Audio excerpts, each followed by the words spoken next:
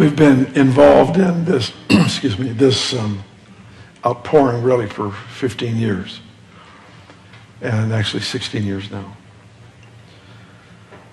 And in this journey, we've had the Lord show up and do a number of amazing things. One of the prominent things that we've seen in these years is the healing of people's bodies, the deliverances from torment, restoration of families, all those kinds of things have been so extraordinary, so amazing.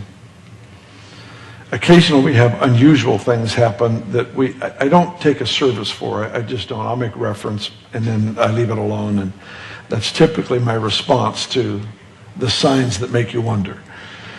And it would be about 15 or maybe 14 years ago, somewhere in that area, 14 years ago probably, that feathers started just appearing and falling in meetings. And then they started falling in our homes and in restaurants and things like that, just unusual things. So, there are signs that make you wonder. People say, where's that in the Bible? Well, he said he'd cover you with his feathers. Yeah, well, that's not literal, and that's what I thought. I thought it wasn't literal. It also says there's healing in his wings. Should make somebody happy.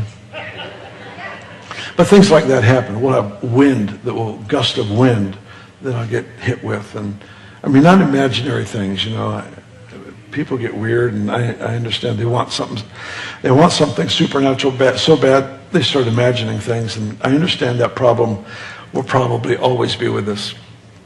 But that is no reason to discount what he does do.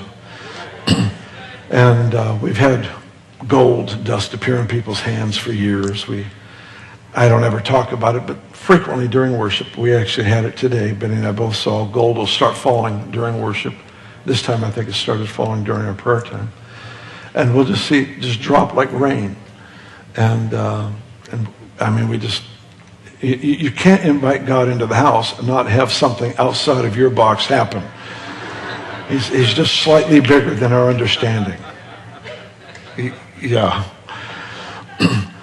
So we have these things happen. They happen with regularity. Sometimes they're things that we go, honestly, for maybe years even without understanding what in the world happened and why. But it happened at such a key moment, there's no way to question that it was the Lord.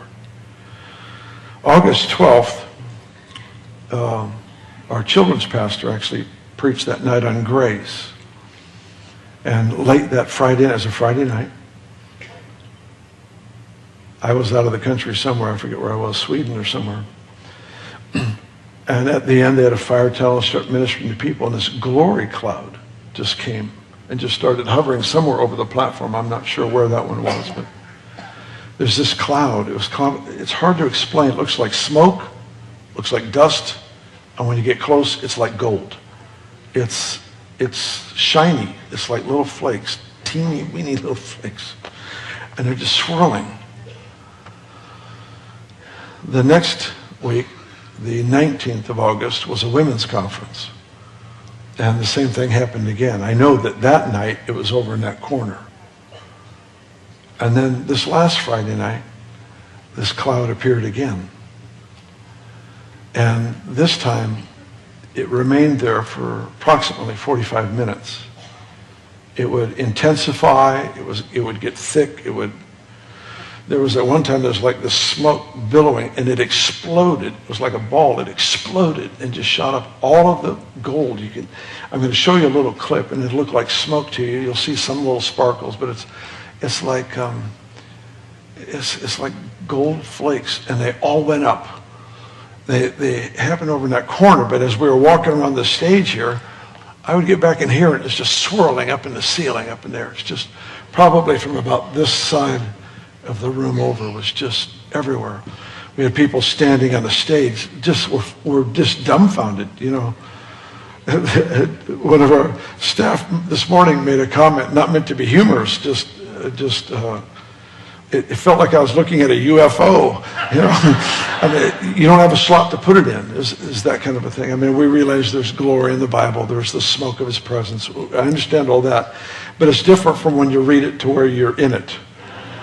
And I'd have a friend this close, and I would see this stuff go right between us. It was that close. It was like right here. And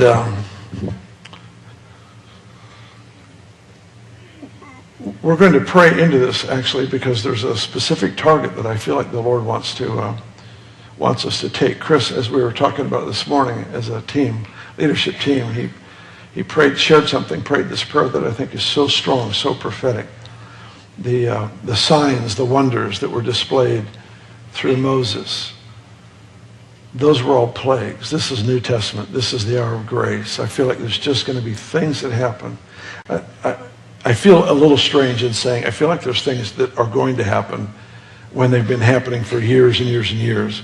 But does it make any sense to you? I feel like he's intensifying it, he's upping it, he's increasing it. You got that video ready? If you've got that video ready, why don't you? It's just about 15 seconds, and I want to put a large piece together if I can get some of you to send me what you have. All right, hold it right there. You can see right next to the screen, you see that kind of smoke there. Well, just watch. Go ahead.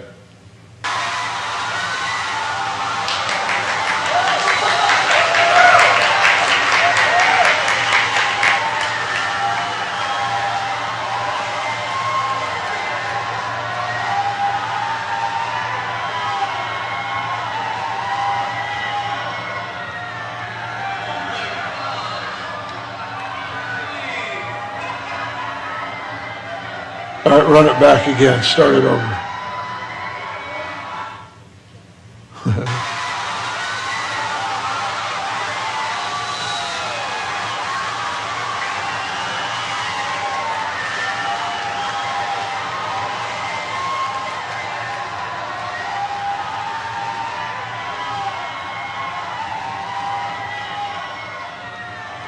Okay, run it back again.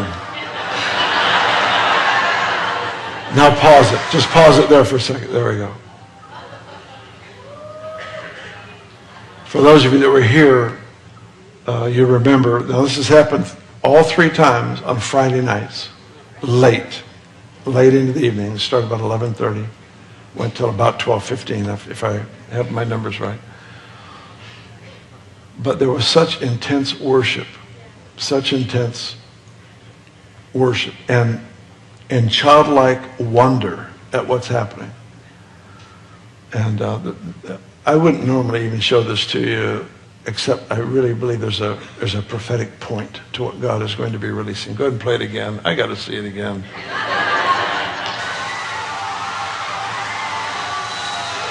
Can you see the sparkles in the cloud?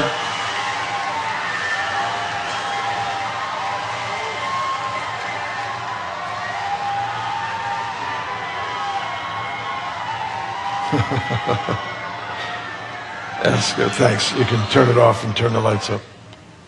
What do you think of that? Wow. It's pretty amazing, isn't it?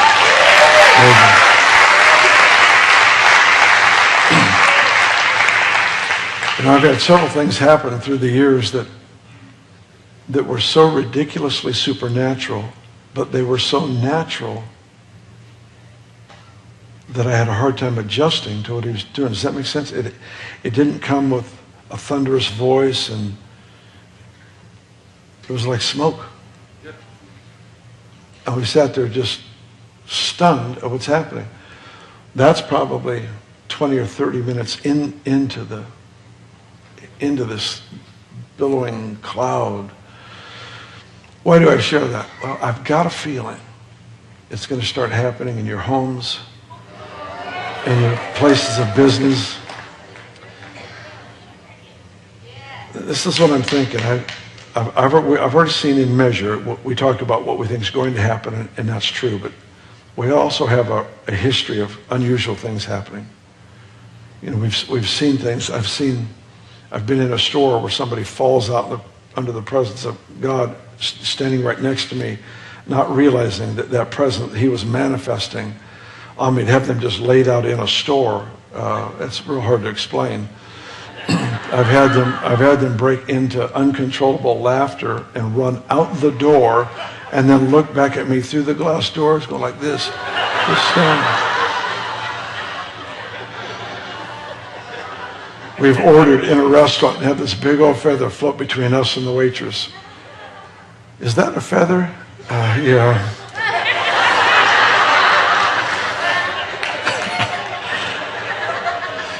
Yeah. And it is funny to talk about it, really. It's delightful, it's enjoyable, it's mysterious. But here's the deal, and I feel like Kathy was touching on it some. Here's the thing that I felt the Lord really asked today. Are you willing to be a sign? And I know you've said yes, but before you say yes, think about this. I had a friend call me on the phone actually about a month or so ago, and I met him back in Toronto last week. And he called me with a dream that he had had. I won't go into specifics in this right now, but I'll just say this. He called with a dream. I don't want to say it was urgent, but it was close. Something the Lord showed him and awakened him and spoke to him about what God was making available at Bethel here. He lives in Canada. He had a dream about you and about me and about what the Lord was making available. And it wasn't, interestingly, the dream was, it's available. It's not automatic. How many of you realize that there's a lot of things in the kingdom that are not automatic, but they are available? And that was the word of the Lord. And then he began to talk about every move of God carries, he didn't use the word stigma, that's the word that I use when I talk about the subject. Every move of God has something in it that is offensive. He adds an offensive element to every new outpouring that there is. It happened in Toronto. And I don't know what he's about to do. But I know this. If we remain presence-centered, it won't bother us. If looking good to other people matters to you, you're about to hit a speed bump. I have an acquaintance, he's with the Lord now, but sitting on a plane, gold just started manifesting, literally just started falling. People could see it falling on him. And the stewardess came over, stunned. She ended up getting saved. People all around him started getting saved because he's just sitting there. And the Lord would appear upon him. And people would see it and they would get saved. Just this gold would start manifesting, start falling. It sounds cool, but you don't get to turn it on and you don't get to turn it off.